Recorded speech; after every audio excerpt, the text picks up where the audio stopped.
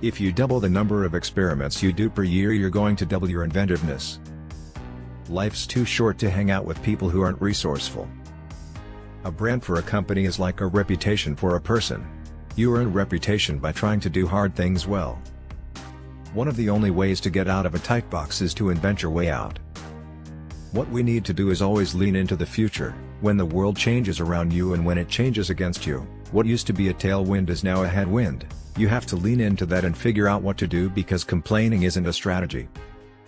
We've had 3 big ideas at Amazon that we've stuck with for 18 years, and they're the reason we're successful. Put the customer first. Invent. And be patient. If you're competitor focused, you have to wait until there is a competitor doing something. Being customer focused allows you to be more pioneering. You can have the best technology, you can have the best business model, but if the storytelling isn't amazing, it won't matter. Nobody will watch. Your margin is my opportunity. I strongly believe that missionaries make better products. They care more. For a missionary, it's not just about the business. There has to be a business, and the business has to make sense, but that's not why you do it. You do it because you have something meaningful that motivates you. All businesses need to be young forever. If your customer base ages with you, you're Woolworths. In the old world, you devoted 30% of your time to building a great service and 70% of your time to shouting about it. In the new world, that inverts. There are 2 kinds of companies, those that work to try to charge more and those that work to charge less. We will be the second. We are stubborn on vision. We are flexible on details. If you only do things where you know the answer in advance, your company goes away. We've done price elasticity studies, and the answer is always that we should raise prices. We don't do that, because we believe, and we have to take this as an article of faith, that by keeping our prices very, very low, we earn trust with customers over time, and that actually does maximize free cash flow over the long term.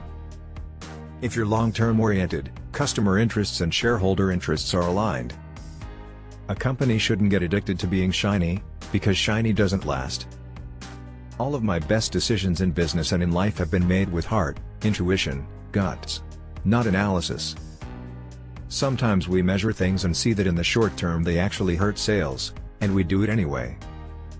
We are comfortable planting seeds and waiting for them to grow into trees. There are 2 ways to extend a business. Take inventory of what you are good at and extend out from your skills. Or determine what your customers need and work backwards, even if it requires learning new skills. Friends congratulate me after a quarterly earnings announcement and say, "Good job, great quarter." And I'll say, "Thank you, but that quarter was baked 3 years ago." Day 2 is stasis. Followed by irrelevance. Followed by excruciating, painful decline. Followed by death. And that is why it is always day 1. To be sure, this kind of decline would happen in extreme slow motion. An established company might harvest day 2 for decades, but the final result would still come. Day 2 companies make high-quality decisions, but they make high-quality decisions slowly. To keep the energy and dynamism of day 1, you have to somehow make high-quality, high-velocity decisions. We recently greenlit a particular Amazon Studios original. I told the team my view, debatable whether it would be interesting enough, complicated to produce, the business terms aren't that good, and we have lots of other opportunities. They had a completely different opinion and wanted to go ahead. I wrote back right away with, "We innovate by starting with the customer and working backwards." That becomes the touchstone for how we invent. When competitors are in the shower in the morning, they're thinking about how they're going to get ahead of one of their top competitors. Here in the shower, we're thinking about how we are going to invent something on behalf of a customer. Market research doesn't help. If you had gone to a customer in 2013 and said, "Would you like a black, always-on cylinder in your kitchen about the size of a Pringles can that you can talk to and ask questions, that also turns on your lights and plays music?" I guarantee you they'd have looked at you strangely and said, "No, thank you."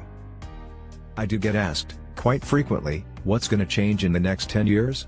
I rarely get asked, and it's probably more important, and I encourage you to think about this, is the question what's not going to change? The answer to that question can allow you to organize your activities. You can work on those things with the confidence to know that all the energy you put into them today is still going to pay dividends in the years to come.